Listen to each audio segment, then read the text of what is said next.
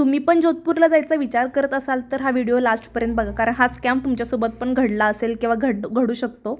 त्यामुळे हा व्हिडिओ तुम्ही एंडपर्यंत नक्की बघा. तर झालं असं होतं, आम्ही सकाळी निघालो होतो ब्ल्यू सिटी व्ह्यू बघायला, पण आम्हाला कुणीच गाईड केलं नाही. आणि जे कोणी गाईड करणार होते, गाईड म्हणण्यापेक्षा लोकांना नॉर्मल डायरेक्शन सांगायला पण इथं पैसे द्यावे लागत होते. त्यामुळे मी विचार केला की नको, आणि एवढा वेळ पण नव्हता सकाळी, म्हणून उमेद भवनला पटकन गेलो. आणि आम्हाला आज निघायचं होतं, तुम्हाला मी लास्टच्या ब्लॉगमध्ये पण सांगितलं, माझा हा लास्ट दिवस होता जोधपूरमध्ये. पण लोकांनी काय आम्हाला डायरेक्शन दिलीच नाही. लेफ्ट राईटमध्ये एवढं कन्फ्युजन करून टाकलं, कारण त्यांना आम्ही 1 रुपया पण दिला नव्हता.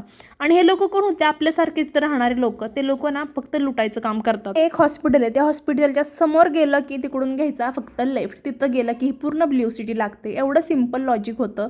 पण ह्या लोकांना कसं ना, पैसे पाहिजेत फक्त, बाकी काही नाही. आणि इवन बारकी बारकी मुलं पण हेच काम करत होती इथे. म्हणून आम्हीच एक्सप्लोर केलं आणि आमचा पूर्ण शोधला ब्ल्यू सिटीचा व्ह्यू.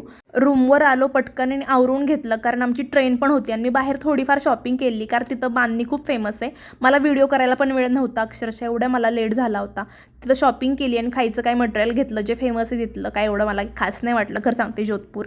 आणि त्यानंतर आम्ही ट्रेनमध्ये वगैरे आलो. सकाळी तोपर्यंत झालेली होती. आणि त्यामुळे आता विचार केला, कारण जोधपूर आणि जयपूरला मी ते कचोरी, समोसा आणि ते बाकीच्या गोष्टी खाऊन एवढी पकले होते ना, आता विचार केला होता की आपल्या पुण्याचं स्पेशल असं काहीतरी खाऊन घ्यावं. पण मिळत तर काही नव्हतं, म्हणून पटकन विचार केला आता इथंच काहीतरी ऑर्डर करावं. खरं तर आम्ही ट्रेनमधलं फूड अजिबात खाल्लं नाही आणि कधी खाणार पण नाही.